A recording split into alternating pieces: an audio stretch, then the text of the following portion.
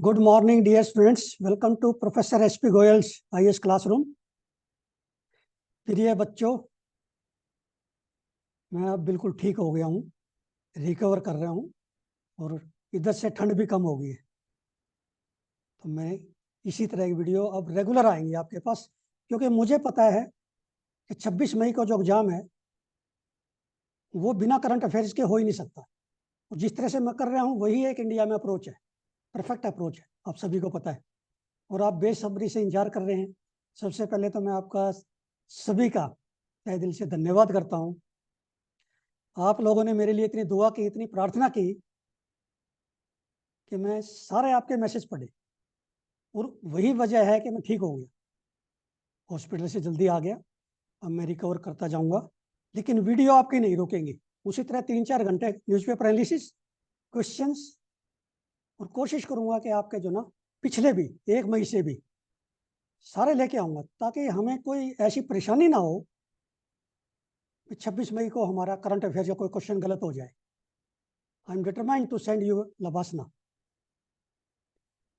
लेकिन आपको मेरी एक बात माननी पड़ेगी कि जो मैं बताता हूँ नोट्स बनाओ। जैसे मैं रोजाना 8-10 पेज लिखता हूँ, आप क्यों नहीं लिख सकते? और वो नोट्स इस तरह से बनाओ कि रिवीजन हो जाए 26 मई से पहले आपका। और इस तरह हम जो है 1 मई से लेके कंप्लीट आपको जो है 1 साल के कोशिश करूंगा मैं कि सारे के सारे क्वेश्चंस आपको दूं। तो इसलिए बिल्कुल नहीं घबराना आपने। जैसे एक बच्चा कह रहा था जी आप सब ये कहते हैं ना जब भी, घबराना नहीं, हमें बड़ी खुशी होती है। तो मेरे साथ रहे कि आपने बिल्कुल नहीं घबराना। मैं फुली डिटरमाइंड हूँ आपकी तरह, और हम मिलके जो है इस एग्जाम को निकालेंगे बहुत अच्छी तरीके से। तो हम चलते हैं आज के द हिंदू और इंडियन एक्सप्रेस के न्यूज एनालिसिस और क्वेश्चंस पे। टेक्स्ट एंड कंटेस्ट पे बड़ा शानदार आर्टिकल है, अंडरस्टैंडिंग द डिलिमिटेशन एक्सरसाइज। ये क्यों इंपॉर्टेंट है? क्योंकि जब वुमेन रिजर्वेशन बिल पास हुआ, एक्ट बना, तब ये इंपॉर्टेंट था, इस पे बड़े आर्टिकल आए। अब डिलिमिटेशन एक्सरसाइज ये कॉन्स्टिट्यूशनल ऑब्लिगेशन है। इसमें इतने क्वेश्चंस हैं आपके, इसको आपने मिला के पढ़ना है लक्ष्मीकांत के साथ। इसमें से नोट्स बनाओगे, लक्ष्मीकांत में से वैल्यूएट कर लो जो आपको लगे। अब इसमें देखिए ये क्यों इंपॉर्टेंट है। देखिए, अब पहले तो आपको ये पता होना चाहिए व्हाट इज डिलिमिटेशन। डिलिमिटेशन क्या है आप सभी को पता है, लेकिन बहुत क्लैरिटी से पता होना चाहिए। Delimitation means process of fixing number of seats and boundaries of territorial constituencies in each state for Lok Sabha and Legislative Assembly, दोनों के लिए। मतलब के कॉन्स्टिट्यूंसी को कितनी कॉन्स्टिट्यूंसी हमने लोकसभा की सीटें कितनी बढ़ानी है, पॉपुलेशन के हिसाब से कैसे उसको डिलिमिट करना है, ये सारा इस आर्टिकल में बड़े ही ढंग से दिया गया। देखिए, अब आर्टिकल 82 है। 82 में ये बताया गया number of seats in Lok Sabha कितनी होनी चाहिए। फिर 172 में स्टेट असेंबलीज में, ठीक है, और उनकी टेरिटोरियल कॉन्स्टिट्यूंसी, मतलब हर सेंसस के बाद वैसे एडजस्ट होना चाहिए, रीएडजस्टमेंट। क्योंकि जैसे अब 10.1 लाख के करीब है पॉपुलेशन का क्राइटेरिया मान लिया पर सीट लोकसभा में, और पहला जब हमारा हुआ था इलेक्शन 7.3 लाख थे। जैसे पॉपुलेशन बढ़ती गई ना, तो अब 10.1 लाख है। अब पॉपुलेशन बढ़ती जा रही है। अब हमारा जो है ना 71 के सेंसस पे फ्रीज कर दिया था ये लोकसभा की सीट, और अब ये बताया 2026 के बाद ही जो है ना चेंज होंगी। फर्स्ट सेंसस जो 2026 के बाद होगा ना, उसके बाद डिलिमिटेशन होगी। ये आपको पता होना चाहिए कितना इंपॉर्टेंट है, ठीक है ना।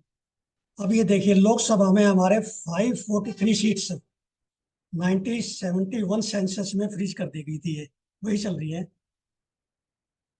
अब इसके बाद इंपॉर्टेंट ये है आपका कि आगे जो सेंसस 2026 के बाद होना है उसमें लोकसभा की सीटें बढ़ सकती हैं, उससे पहले नहीं। अब एक इश्यू और आ गया, साउथ इंडिया में क्या है, साउथ इंडियन स्टेट्स हैं, वहां पे पॉपुलेशन कंट्रोल है।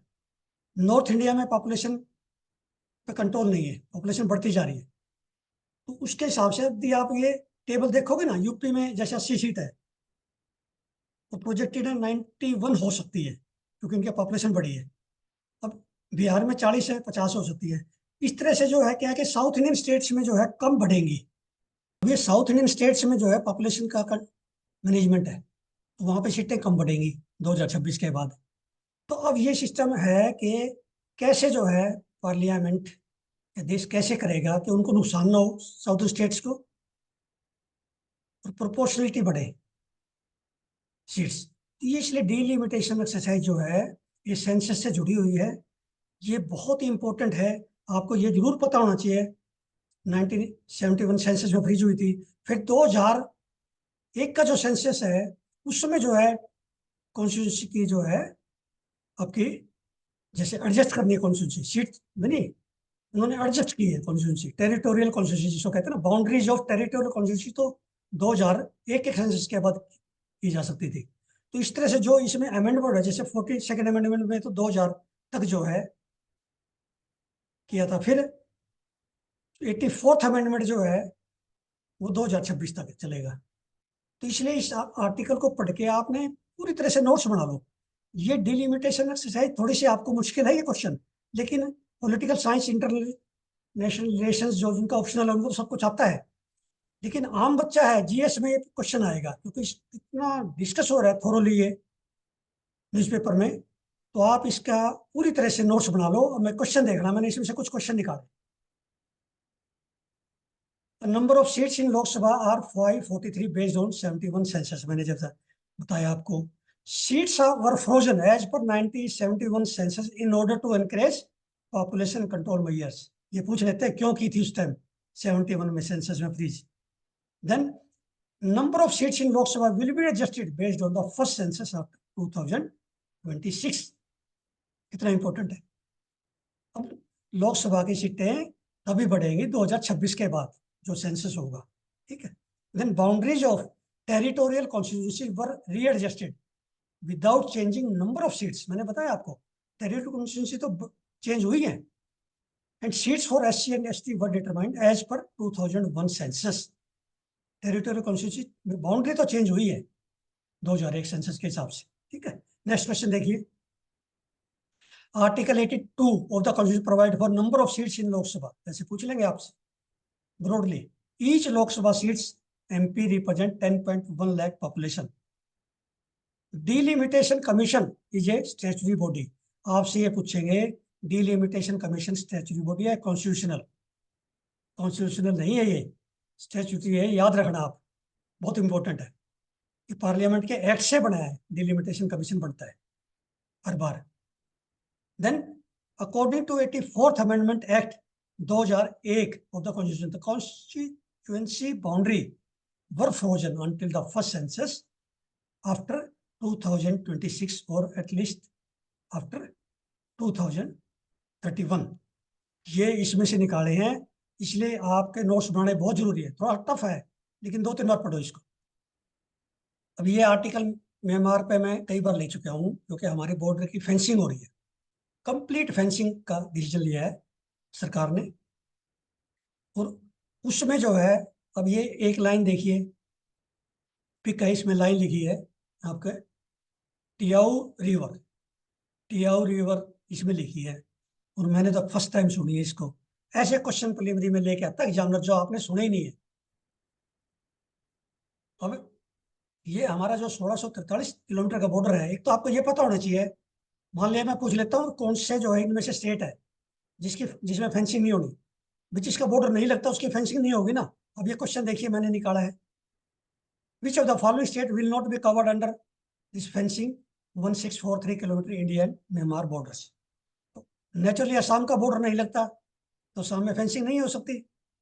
नेक्स्ट देखिए, Tiau river forms part of international boundary between India and Myanmar. अब ये क्वेश्चन कितना आसान लग रहा है जब न्यूज़पेपर में आ गया। ये 99% बच्चों के लिए मुश्किल है। कोई बांग्लादेश लिखेगा, कोई तिब्बत लिखेगा, ठीक है ना, ये इस तरह से इंपॉर्टेंट है। अब नेक्स्ट देखिए, इसी में तियाऊ रिवर राइजिज इन मिजोरम। देखिए इंडिया से राइज होते हैं, ये किसी को नहीं पता था। Then merges with Kaladan river in Myanmar. Kaladan river आप सभी को पता है म्यांमार की है, हमारा कलादान मल्टी मॉडल प्रोजेक्ट भी है, ये आपको पता होना चाहिए, मिजोरम से राइज होगी। Tiau river forms part of international boundary between India and Bangladesh. नहीं, गलत है ना स्टेटमेंट ये, म्यांमार। ऐसे पूछेंगे आपसे, आप एकदम से कंफ्यूज हो जाओगे। तेव रिवर जो है हमारे international boundary between India and Myanmar. तब नेक्स्ट देखिए, हमेशा साइंस पेज से मैं क्वेश्चन जरूर देता हूँ आपको, जो कि किसी किताब में नहीं मिलेंगे, आपको कहीं पे भी नहीं मिलेगा ये ऐसा मटेरियल। इसको आपने पढ़ना है, इस आर्टिकल को, और इसका क्वेश्चन मैंने निकाला है, देखना आप क्वेश्चन देखना। Juno spacecraft was launched by NASA to study Jupiter. अब ये जुनो लिख दिया आपको, उधर आपको दे दिया मार्स, जुपिटर, मून, तो कंफ्यूज हो जाओगे। Juno, because I have also heard for the first time Juno. Juno was launched by NASA to study Jupiter. Then zodiacal light is sunlight scattered by interplanetary dust. When Juno entered polar orbit, ये जब polar orbit में गया 2016 में, dust particles stuck to solar panels. Then Mars, two moons are called Deimos and Phobos. ये Mars के दो moon की इन्होंने इसी में दिए हुए, जो आर्टिकल है ना इसी में दिया, मैंने इसमें से निकाल दिया। कई बार पूछ लेते हैं डिमोस क्या है, फोबोस क्या है। These are moons of Mars. All the four statements are correct. अब ये इंडियन एक्सप्रेस पे एक्सप्लेन्ड पेज पे रोजाना मैं आपको एक या दो क्वेश्चन देता हूँ, 2-3 आर्टिकल जरूर होते हैं, और ऐसे आर्टिकल होते हैं जो आपने पढ़े नहीं कभी भी, बहुत ही एक्सप्लेन करते हैं वो। अब इसमें ये था एटमॉस्फेरिक रिवर, मुझे भी नहीं पता था ये क्या है भाई, एटमॉस्फेरिक रिवर क्या है, what is atmospheric. Southern California में क्या हुआ है कि बहुत बारिश आई है, और rainfall has been caused by an atmospheric river. ये वो रिवर नहीं है जो ये रिवर होती है, एटमॉस्फेरिक रिवर अलग है। इसको आपने आर्टिकल को अच्छी तरह से पढ़ना है, इसके मैंने क्वेश्चन निकाल दिए इसी में से। देखिए, pineapple express is an atmospheric river that originates इन सब ट्रॉपिकल वाटर अराउंड हवाई। पाइनएप्पल एक्सप्रेस आ गया ना, आपने सुना ना मैंने सुना, 2 नंबर का क्वेश्चन गलत हो जाएगा। पाइनएप्पल एक्सप्रेस जो एटमॉस्फेरिक रिवर है, ठीक है। Then rainfall in southern California has been caused by an atmospheric river. Then atmospheric rivers are large, narrow sections of Earth's atmosphere that carry moisture from Earth's tropic near the equator to the poles. ये definition याद रखनी है आपने, ये कभी भी आ सकता है, is so important. Atmospheric river मैंने लाइफ में पहली बार सुना है, इतने ज्योग्राफी पढ़ के भी, ठीक है। अब ये इंडियन एक्सप्रेस में पेज फर्स्ट पे है, ये एग्जाम में आएगा 26 मई को। मैं आपको बार बार कहता हूँ, साइंस में जो है जो इन्वेंशन होती है ना, लैंडमार्क इन्वेंशन है, हिस्ट्री में पहली बार हुई है। जैसे मैंने आपको कैशगेवी की दी थी, कैशगेवी सिकल सेल डिजीज के लिए थेरेपी है, जीन थेरेपी। इसी तरह ये जो है कार टी सेल थेरेपी है कैंसर पेशेंट के लिए, और हमारा फर्स्ट पेशेंट जो है कैंसर फ्री हो गया, डॉक्टर गुप्ता। अब ये आपने आर्टिकल पूरा पढ़ना है इंडियन एक्सप्रेस से, ये एग्जाम में आएगा 2 नंबर का, क्योंकि बार बार न्यूज़पेपर में डिस्कस हो रहा है। अब इसमें से मैंने क्वेश्चन निकाला है, वो देखिए आप, उसमें से क्लियर हो जाएगा आपको। CAR T cell therapy is a pioneer treatment that genetically programs patients immune system to fight cancer. कहने का मतलब ये है कि ये कार टी सेल थेरेपी ऐसी है, पेशेंट्स का जो इम्यून सिस्टम डेवलप करेगी ताकि वो कैंसर से फाइट करे, और जेनेटिकली करेगी, ये मतलब। देन नेक्स्ट कार 19, कितनी इंपॉर्टेंट कंसेप्ट है देखिए प्रिलिमिनरी के लिए, आपने सुनी नहीं है। Next car 19 first indigenously developed therapy, इसी का पार्ट है कार टी सेल का, is a treatment for B cell cancer. इसमें जो बी सेल कैंसर है ना, उसको कंट्रोल करना है हमने, such as leukaemia and lymphoma, ये 2 है बी सेल कैंसर, ठीक है। तो ये फर्स्ट इंडिजिनसली डेवलप्ड थेरेपी है ये इंडिया की। नेक्स्ट कार 19, ये आपके एग्जाम में आएगा। Commercial use of next car 19 was approved by central drug standard control organisation in September 2023। अभी रिसेंटली है जो ना अप्रूवल मिली है, तो इसका एग्जाम में आएगा पक्का। और मैं जो कह देता हूँ ना वो एग्जाम में होते हैं। 26 मई को क्वेश्चन होंगे बहुत सारे, देखना आप। Patients T cells are collected, क्या करते हैं इस थेरेपी में, पेशेंट्स के टी सेल कलेक्ट करेंगे, then they will modify it genetically into potent cancer fighters known as CAR T cells. जो पेशेंट के टी सेल है ना, उनको कार टी सेल में कन्वर्ट करेंगे, जेनेटिकली मॉडिफाई करेंगे, फिर वापस पेशेंट में डाल देंगे, तो वो कैंसर कंट्रोल हो जाएगा, बी सेल कैंसर। समझ गए? ये मतलब है, ये बहुत टफ तो नहीं है, लेकिन बड़ी इंटरेस्टिंग है, एग्जाम में आएगी बस। So,